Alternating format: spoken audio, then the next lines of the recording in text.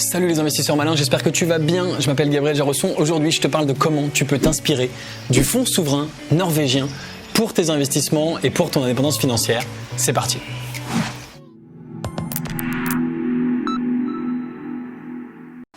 Le fonds souverain norvégien, t'en as sûrement déjà entendu parler, c'est le plus grand fonds souverain du monde. Il représente plus de 1000 milliards de dollars et ça représente, pour te donner un peu l'ampleur, à peu près 1,5% de l'ensemble de la bourse au monde. Donc c'est complètement énormissime. Et avec 1000 milliards et à peu près 5 millions de Norvégiens, ça représente également à peu près 200 000 $ par Norvégien. Dès sa naissance, chaque Norvégien a 200 000 $ à son nom. Dans le cadre du fonds souverain, ça veut dire que s'il y avait une dette à rembourser, s'il y avait un problème, si l'économie du pays s'effondrait, il pourrait toujours récupérer et donner à chaque Norvégien 200 000 $ pour vivre sa vie pendant quelques temps. Donc c'est assez impressionnant et je voudrais partager avec toi quelques enseignements qu'on peut en tirer, nous Français qui n'avons pas de fonds souverain français, pour nos investissements et notre indépendance financière. Alors la première chose, c'est que ce fonds souverain, il est investi à 62% en actions. Donc il y a une représentation des actions qui est énorme, c'est 62% d'actions, 35% d'obligations et seulement 2% d'immobilier. Donc tu vois que c'est très très différent que ce qu'on fait en général en France, très différent de ce qui nous est en général recommandé, conseillé. Il y a beaucoup de gens qui disent que une gestion, disons, bon père de famille française, c'est d'avoir peut-être 10, 20, 30% d'actions, mais pas plus, sinon on dit que plus c'est trop risqué. Eh bien tu vois que eux, les Norvégiens, ils ont plus de 60% d'actions. Alors est-ce que ça veut dire que les Norvégiens sont complètement irresponsables, qui prennent des risques avec l'argent du pays? Eh bien écoute, je ne crois pas, je crois qu'ils ont une vision différente et tu vois, ça leur a plutôt très très bien réussi puisque évidemment c'est le plus grand fonds souverain du monde et notamment c'est celui qui a connu la plus grande croissance. Il s'est énormément développé parce que les actions, c'est bien sûr risqué, mais c'est aussi ce qui va en général t'apporter le plus de croissance comparé par exemple aux obligations. Tu sais très bien que obligations ça va être moins risqué mais ça va moins te rapporter, actions ça va plus te rapporter.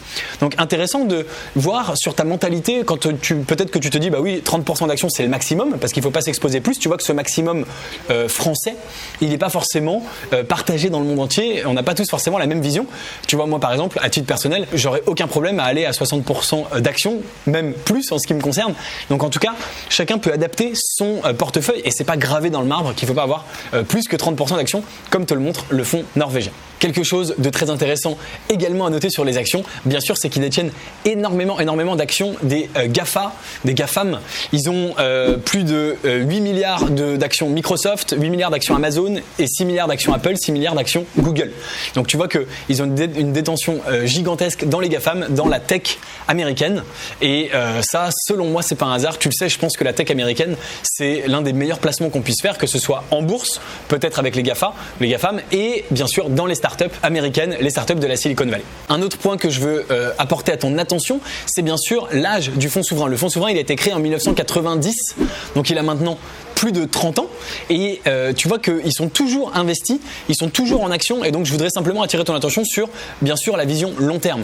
Tu le sais, quand on est investisseur, on a souvent tendance à avoir une vision plus court-termiste. Et bien tu vois que le fonds souverain norvégien, eux, ils ont eu une vision long terme, ils ont commencé à investir dans les actions dès le départ et ils continuent aujourd'hui de détenir des actions, certaines actions qu'ils détiennent depuis des dizaines et des dizaines d'années et ils n'ont pas vendu. Il y a beaucoup de gens qui disent je veux un portefeuille en bourse mais dans 1 an, 2 ans, je vais vendre. Dès que j'aurai fait X%, dès que j'aurai pris 20%, 30%, voire 100%, dès que j'aurai doublé, je vais vendre. Retiens bien cette chose, c'est que les gagnants en bourse ont tendance à continuer à gagner. C'est-à-dire qu'une boîte sur laquelle tu as déjà fait 30%, 50%, 100%, eh bien, il y a fort à parier que sur le long terme, elle continue à te rapporter de l'argent. Imagine un investisseur qui aurait investi sur Amazon en l'an 2000 et qui aurait vendu en ayant seulement doublé. Alors que depuis l'an 2000, bien sûr, Amazon a multiplié la valeur de son action par un multiple de plusieurs centaines.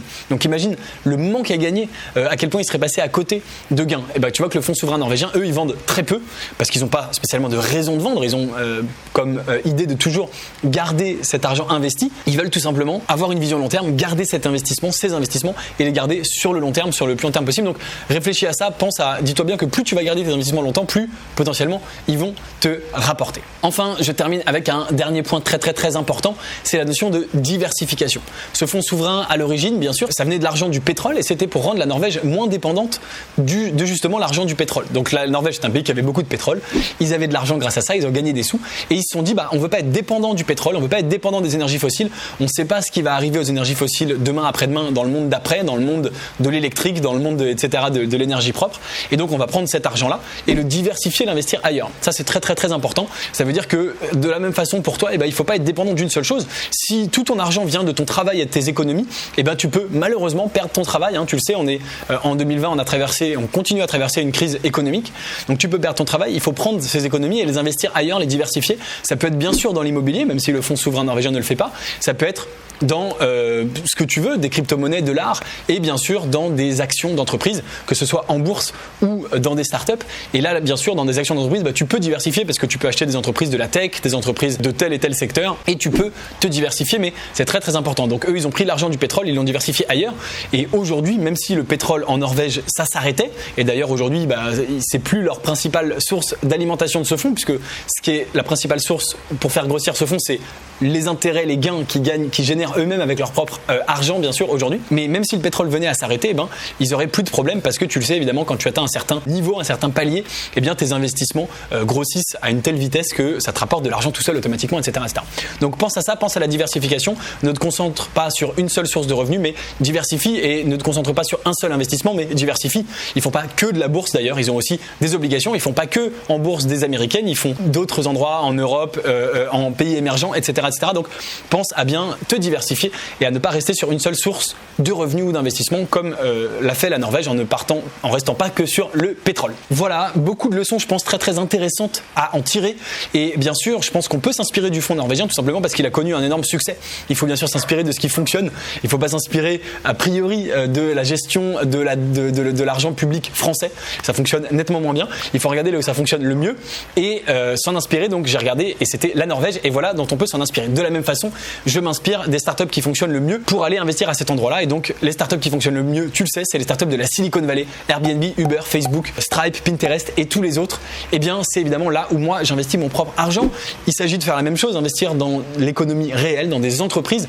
L'avantage des startups, c'est que c'est des entreprises très jeunes. On prend plus de risques, mais on peut gagner beaucoup plus. Et quand on a des critères de sélection aussi précis que les miens, bien sûr, ça permet de diminuer le risque qu'on prend. Si ça t'intéresse d'investir avec moi dans les startups de la Silicon Valley avec seulement 2 000 € par startup, à partir de seulement 2 000 € par startup, tu peux rejoindre le club privé Léonis. Le lien est juste en dessous dans la description. On est plus de 300 membres au moment où je fais cette vidéo et tu es le bienvenu parmi nous. Merci d'avoir regardé la vidéo jusqu'au bout. Dis-moi ce que tu vas copier du fonds souverain norvégien dans ta stratégie d'investissement. Dis-le moi en commentaire juste en dessous. Bien sûr, mets-moi un gros like si cette vidéo t'a apporté de la valeur. Partage-la. Et moi, je te dis à très bientôt pour une prochaine vidéo. Ciao.